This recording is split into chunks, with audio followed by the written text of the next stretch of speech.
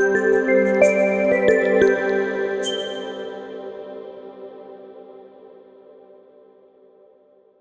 sahabat Pamong Desa, bertemu kembali di pelatihan ataupun tutorial panduan penggunaan LMS Pamong Desa untuk Anda, pelatih dan moderator.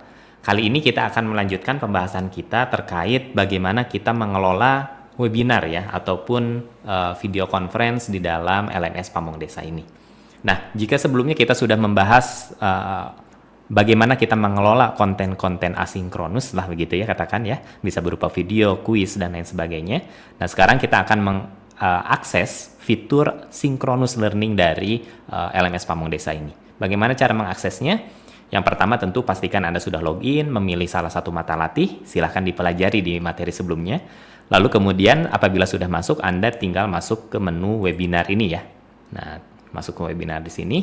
Nah, di sini kita bisa mengelola, yang pertama kita bisa membuat penjadwalan ya.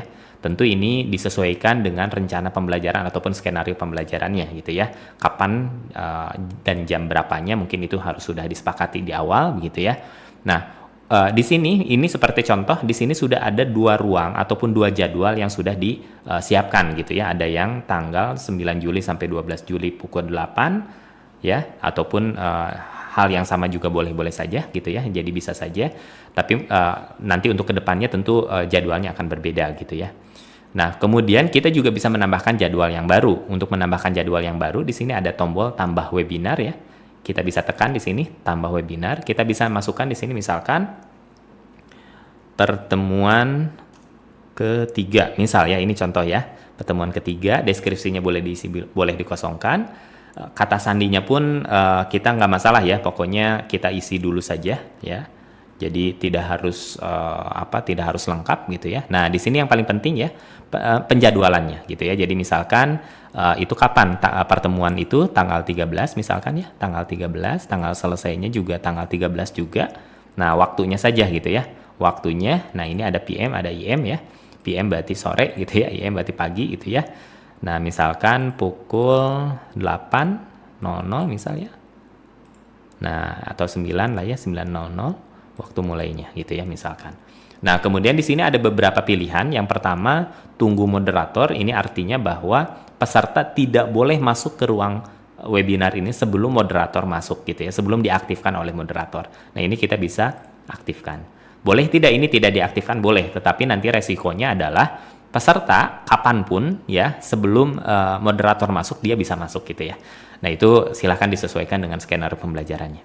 Lalu di sini ada aktifkan rekaman. Jadi nanti kalau diaktifkan rekaman, ketika kita masuk ke ruang meeting ataupun ruang video conference tersebut, maka akan otomatis direkam gitu ya. Apabila tidak diaktifkan, misalkan hanya untuk diskusi saja tanpa perlu ada perekaman, nah maka ini boleh dinonaktifkan. Publikasi ya, ini artinya apakah mau dipublikasikan ke peserta atau tidak gitu ya. Nah, misalkan ini saya aktifkan ketiganya, lalu kemudian kita tekan tombol simpan. Nah, maka di sini kita berhasil menambahkan data sesi. Nah, di sini sudah ada ya pertemuan ketiga, dan ini statusnya sudah publish ya. Sedangkan yang lain ada yang draft, ada yang publish. Nah, begitu. Di sini sudah disesuaikan jadwalnya, mulainya jam berapa dan seterusnya. Nah, lalu kemudian bagaimana mengedit ataupun menghapus? Nah, di sini ada tombol titik 3 ya. Kita bisa edit ataupun hapus jika tidak diperlukan. Gitu ya. Jadi misalkan ini yang draft ini saya akan hapus, klik kemudian hapus. Nah, maka datanya akan dihilangkan begitu ya.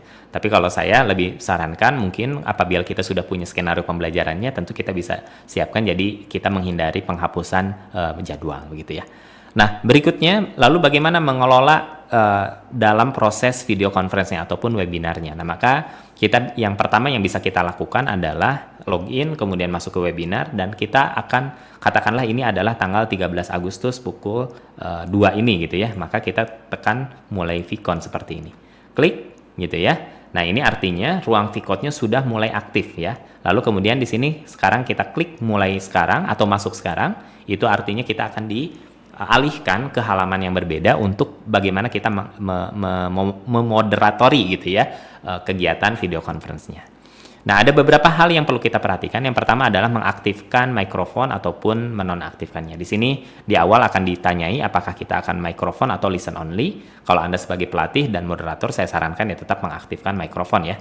Mengaktifkan mikrofon, pastikan source-nya sesuai ya, speaker dan mikrofonnya. Nah, di sini sudah ada grafik, biasanya ini sudah terdeteksi dengan baik. Apabila belum ada grafik seperti ini naik turun, itu artinya mungkin mikrofon Anda sedang ada bermasalah gitu ya. Makanya perlu disiapkan juga misalkan headset ataupun earphone ya, yang sederhana saja. Yang penting ini bisa kita gunakan gitu ya. Lalu kemudian apabila sudah, kita bisa lakukan join audio. Seperti ini.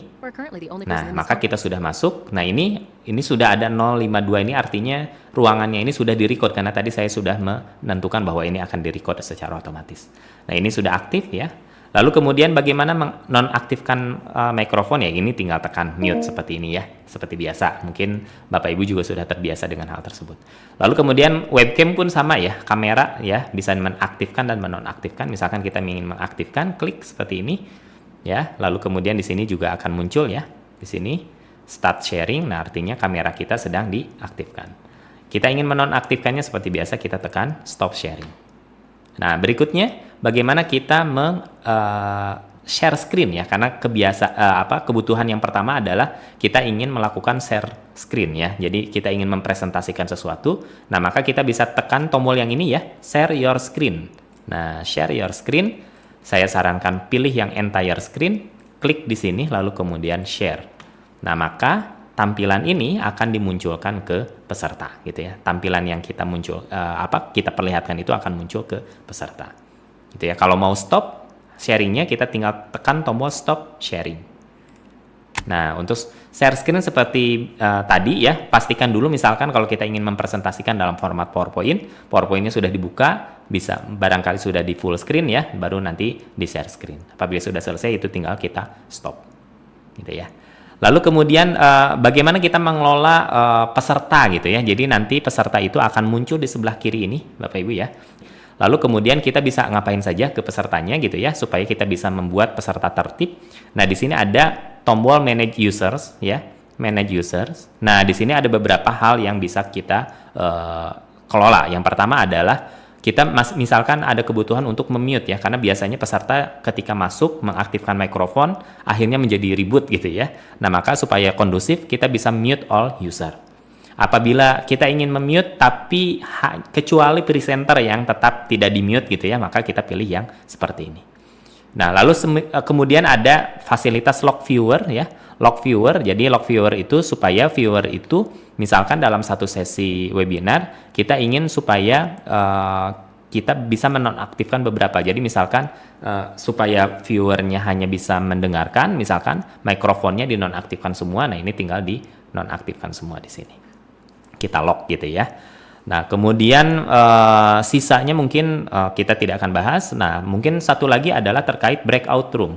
Jadi misalkan apabila Bapak Ibu ada butuh melakukan pembagian kelompok di dalam video conference ini ataupun webinar ini, kita bisa membuat breakout rooms gitu ya.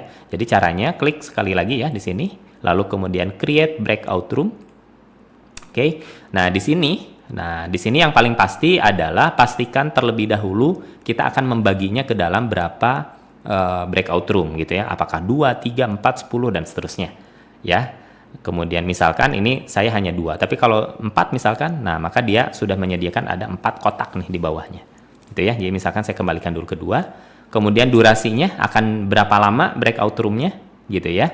Kemudian di sininya apakah akan di-allow untuk saling memilih room-nya masing-masing ataukah kita dipilihkan oleh kita gitu ya. Nah, kalau dicentang berarti nanti peserta memilih room yang mana gitu ya. Tapi biasanya sih lebih disarankan tidak memilih ya, kita pilihkan saja langsung. Lalu kemudian save whiteboard, save share note, send invitation dan seterusnya ini boleh diaktifkan ataupun tidak. Misalkan sekarang saya tidak akan aktifkan semuanya. Nah, di sini ada namanya pembagian ya. Nanti ada room 1, room 2. Nah, nanti daftar peserta yang sudah hadir itu nanti ada di sebelah kiri sini. Nah, ini bisa secara random ataupun dipilih satu persatu. Jadi misalkan ini dipilih seperti ini. Nah, ini tinggal ditarik-tarik seperti ini.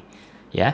Ini tinggal ditarik-tarik, atau kalau mau di random, nah di sini ada tombol ataupun link randomly assign. Jadi artinya kita akan memilih ke room yang di random. Jadi misalkan kalau pesertanya ada 10 dan di sini ada 2 room, maka akan otomatis dibagi menjadi 5 orang dan seterusnya gitu ya.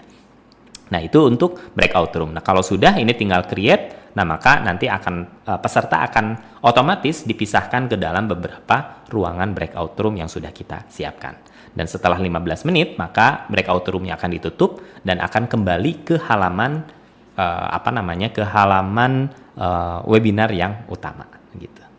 Nah, itu kurang lebih Bapak Ibu ya untuk webinar ataupun video conference-nya. Nah, apabila sudah selesai, di sini kita bisa end meeting ataupun leave meeting gitu ya. Jadi misalkan kita leave meeting, klik OK, dan kita akan bisa kembali ke halaman yang sebelumnya gitu ya, ataupun kelola pelatihan ataupun mata. Baik, terima kasih Bapak Ibu atas waktunya untuk pembahasan webinar dan video conference kali ini. Kita berjumpa di video-video tutorial yang lainnya. Terima kasih. Wassalamualaikum warahmatullahi wabarakatuh.